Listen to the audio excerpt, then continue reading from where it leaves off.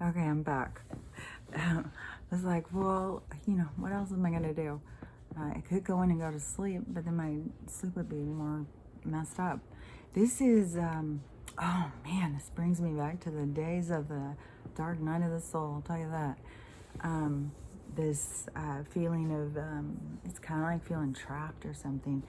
And the only two cars today has been two four-wheel drives, a pickup and a SUV. And for some reason, they decided to go back and forth in front of my house.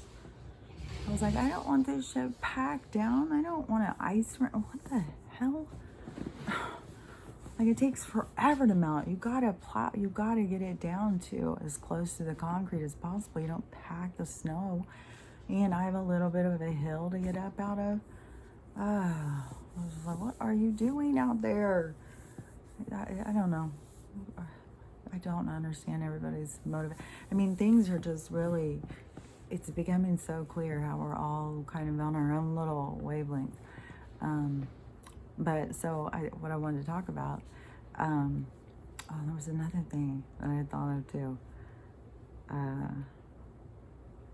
Yeah, well, anyways, I'll just go back to, so what I wanted to talk about was, this mini docu-series thing that just popped up on Netflix. I went in, seriously, I swear to God, I went back in, I was crocheting, and, I was like skipping around music or whatever, and then I went to and I did my taping. So anyways, I went on, I was like, I'm just going to watch Serendipity to get to the point. I'm just going to go watch Serendipity again. And just crochet, just sit here and kick back. And when I went on Netflix, it was their new shows that just come on. And this one was about this crime that happened in the 70s in Times Square. And so I was intrigued. I like crime shows because I like people to get caught. I don't know, I know that there's this big surge in how much people watch crime shows now. And they kept saying like it's about crime porn or something. I'm not really sure. But to me, it is like where you can go in the world and you can see justice. Like, you see someone get caught. You see, like, even when they think they can get away with something that they can't.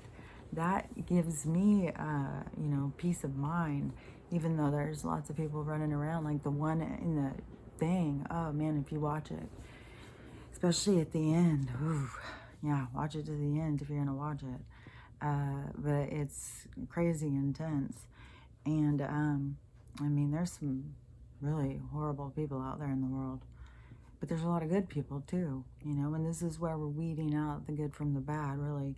And not to put it into that kind of thing, but that's the paradigm. Like, we're shifting into the age of Aquarius is going to be like about good. That's why it's going to be the Jubilee.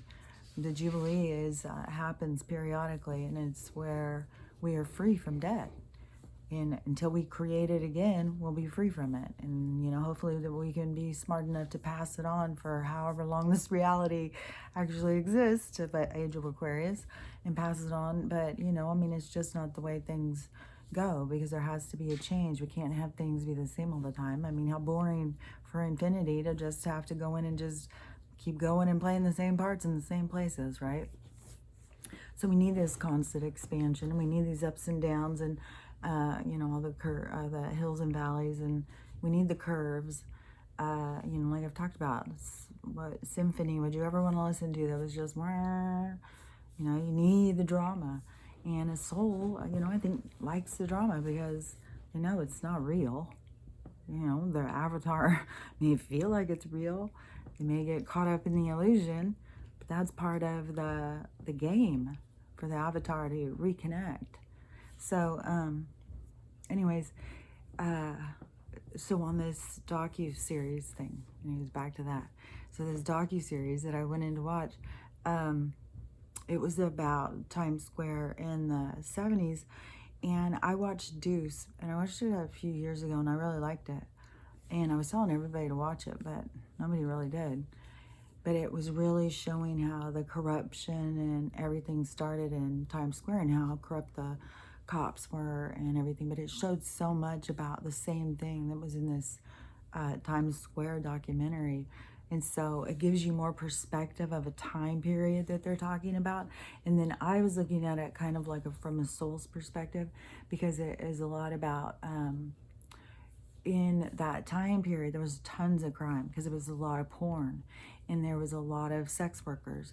And being back in that time, I remember how women kind of were kind of coming more into their own. You know, like I said, they were taking off the heels and dresses, and they were putting on jeans and letting their hair grow, and, you know, taking their bras off and like freeing themselves from those restrictions that society had put on them. So there was a lot of women who, you know, they wanted to be treated equal to men, and they wanted to be shown or realized for their value. And there was a lot of, I remember there being just a lot of people like, you know, you can have sex for money. Like, it was just like, had moved into this part, like, you can make that decision for yourself. And so there was kind of like this freedom to sex. And, you know, it was during the hippie time and the communes and stuff like that. It was a lot of free sex. Everybody was kind of like experiencing sex. And that is when AIDS came along. And then it kind of, everybody freaked out. And that's when I graduated high school, because they talked about in this thing. So I got kind of the timeline thing, because it was in 81 where they started seeing AIDS as a big problem. And they had to start shutting down the porn, the in-person porn. Like, it was dangerous to go and watch people have sex then. But before that, it was A-okay.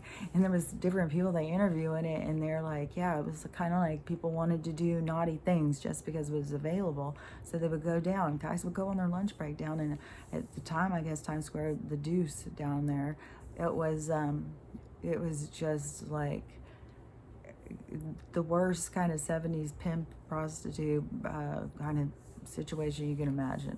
There was just tons and tons of streetwalkers.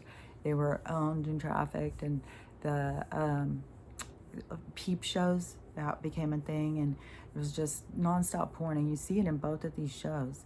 But I remember how the people were back then about free sex, and like when I went to that gay bar that time, and it was a lot more about free sex. Like, you didn't go in a rock and roll bar or something, and then like I was going to punk bars and stuff, and it wasn't people doing stuff like that. Like, you'd be more prone to see somebody like sticking a safety pin through their ear or something.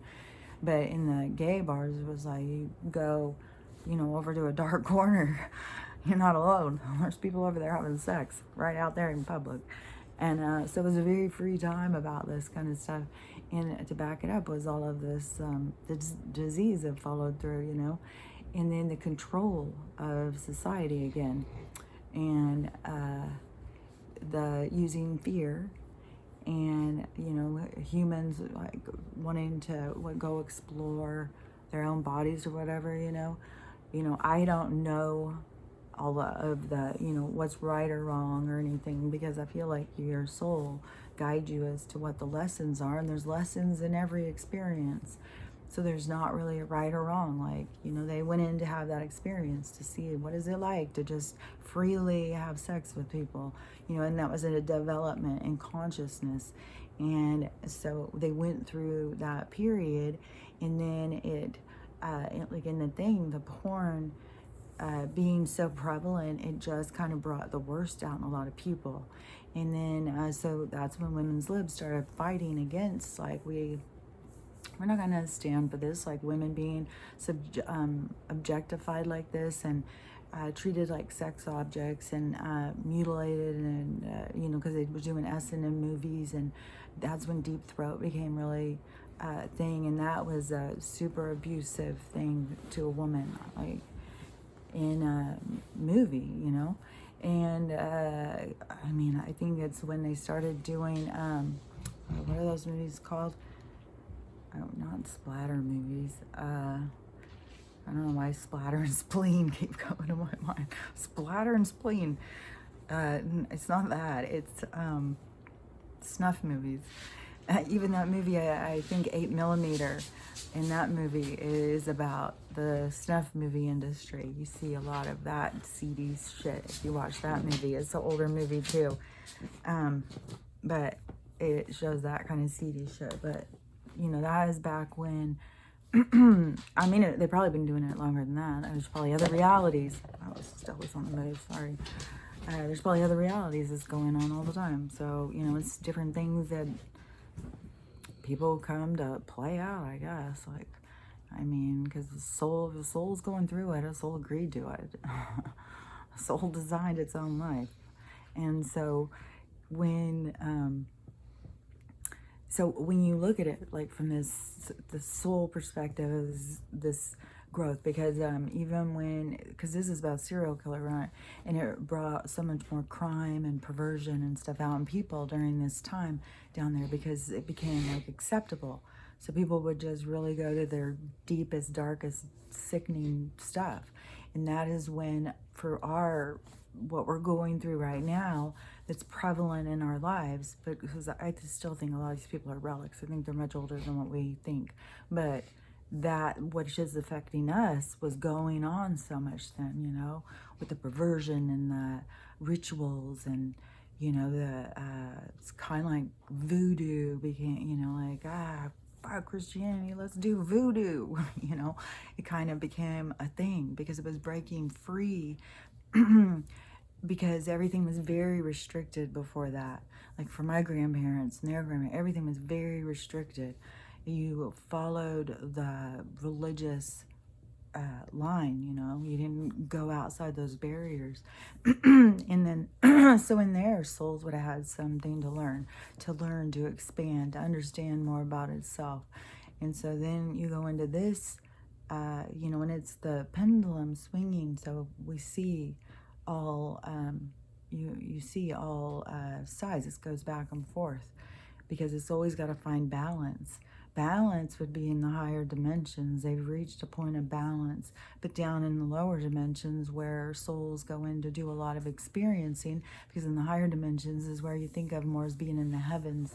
But in the lower dimensions where you come to experience, there's a lot of that balancing, and a lot of it comes from within, because we are here as our own projection to have our own experience.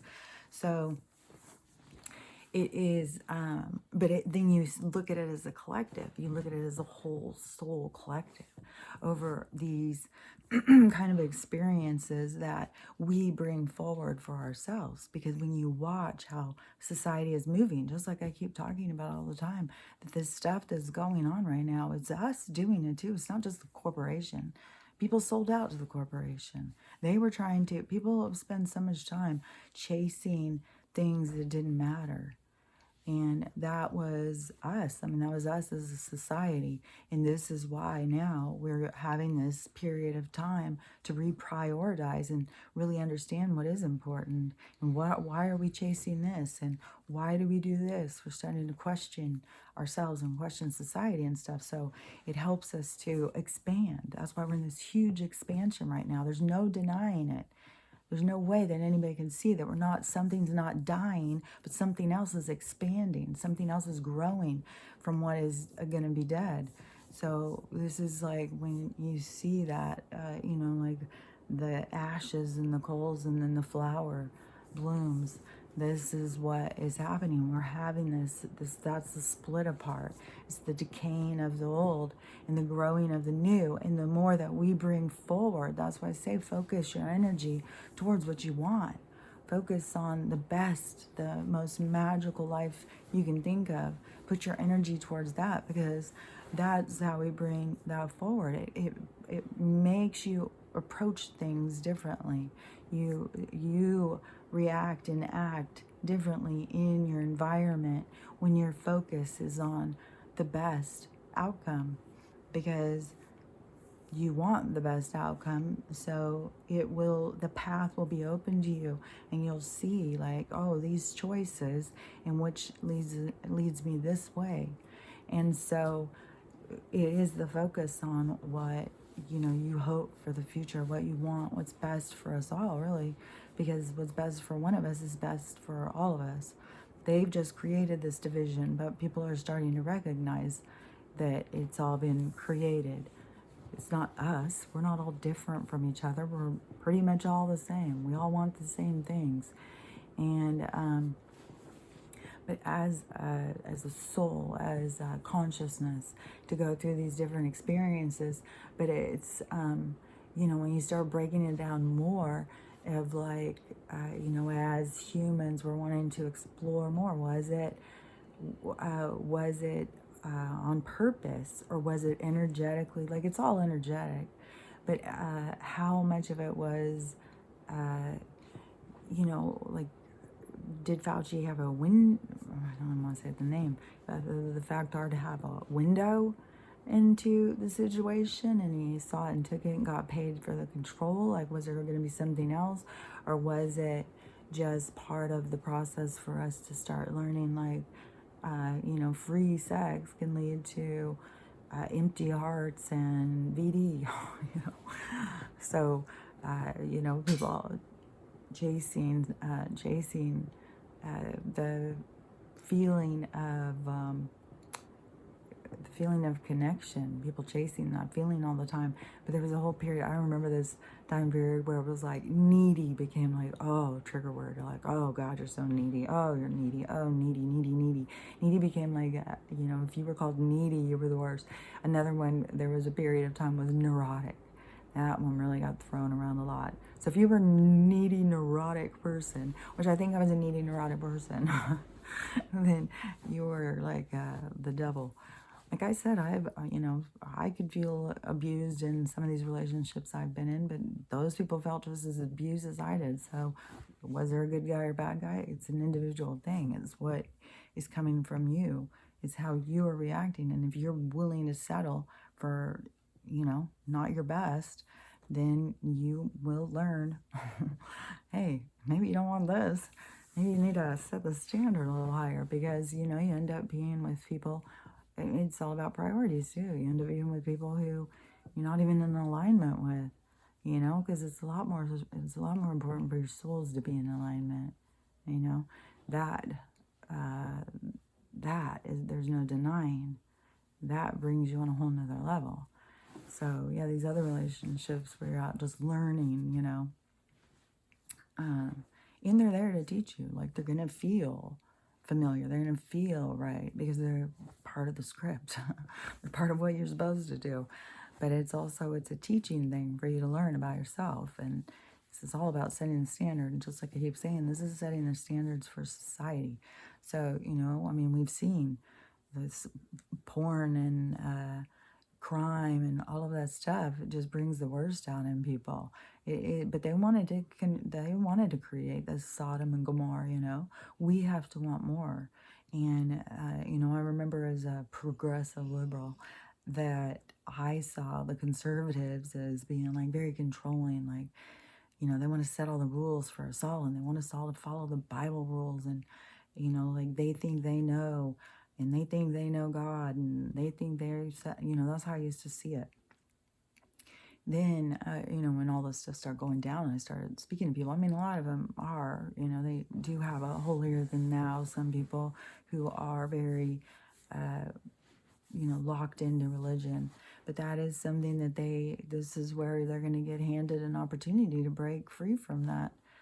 Because it's something that sometimes you just don't recognize. It's a part of yourself that you don't recognize until it's brought forward. And that's why there's going to be so much stuff that's going to come out about religion and stuff, because people have to see there was a dirty side to it, and we have to purge that out. That has to be released. We can't carry that forward. You have to witness it. You have to see it. Because if you don't see it, then it's still a part of it. And that's what we're going through right now, is the awakening to see, like, all of this stuff that is being exposed to us. So everything that we need to release to move into a productive, healthy society. And, this empty sex thing, and these sex crimes, and this murder and all that stuff, it's not going to be going forward with this. It's not an energy that can go into a higher dimension. I think that is why a lot of this stuff with, like, where you talk about the draconians and stuff, like these beings that want to control and overtake, and they want to compete with God or whatever. Like, there's the natural creator, but since the natural creator is really all of us put together, then they as themselves with their ego-driven arrogance and whatever else goes on with them, that, that they want to be a creator themselves. So, but they only can be in certain places. They're just this warring kind of beings, and where people think, oh, well, they're demons, they can just go all over the place. Well, a demon that can go all over the place is not of a war kind of mind. A demon that is up in the higher realms is just the same as an angel. It's bringing in the other. They're keeping things in balance. So it's only in these lower kind of realms, but that's the beauty of all of this ascension, is it's moving us out of this. It's moving us into the higher realms, and it is painful. It's painful to see what we've gone through, what we put ourselves through, but we have, like what I was talking about earlier, we just got to get out of that blaming and stuff, because we've been partaking, we've been learning and expanding, and we have to just, it's all about just the release of it. It's the release of it, and it's the learning, and it's the keep moving, just keep moving. It's the endurance, or just keep remembering this is endurance. And if you keep having something that just keeps coming up and coming up, it is because you're ignoring it. You're not following through. So it's important, if you keep having something that just keeps coming up, you can't just put it aside and be like, I'm not dealing with that. That's going to make me upset. That's, that can't be. I mean, some of the things that they have shown me has blown my mind of how simple it was right before me, and I didn't even see it. So there's so many things when we are in this state of there's so many words. It's like a hypnosis. They have the collective, this state of consciousness, with the way that the propaganda and the way that they do their indoctrination and programming and stuff. And they know what they're doing. That's what's so crazy, because the CIA stuff has come out. They know what they're doing in the released CIA reports. They have done all this stuff on purpose. So, but with the whole way that they have people's minds just so twisted around. But this is such a beautiful time, because it is this breaking free from that, this release from this tyranny and stuff. I know I say all this over and over, but see, that just, to me, watching that show, it just really made me just think about that. Like, you can see the movement and the patterns in the evolution of how we've expanded as a consciousness leading up to where we are right now, and how much stuff was being exposed to us, like, I think for like 20 years, probably even more. We've been having constant, well, I heard too, I don't remember where I heard this from. It was something about, there was 3 times where there was some sort of galactic kind of, it's going on right now, but a galactic, not interference, but not interference, an intersection, like a coming in to show something, like giving us something. And it was something about the Holocaust, because that really opened, I mean, look how much we learned from that. What do you think? We did learn, is just what what I'm saying all the time is that they're so hypnotized, they just don't see the correlation. They don't see it's repeating. They don't understand that, because it's just as part of the hypnosis, part of the indoctrination and programming.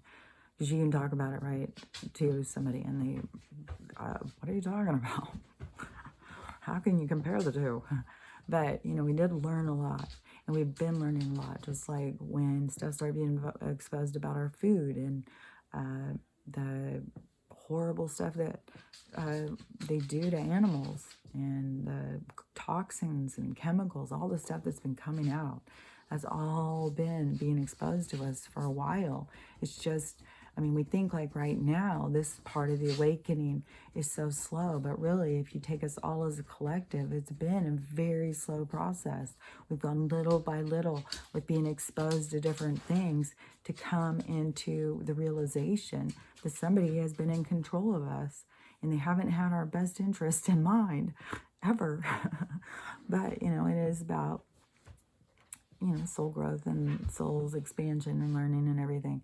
So it all makes sense when you go up to that other level.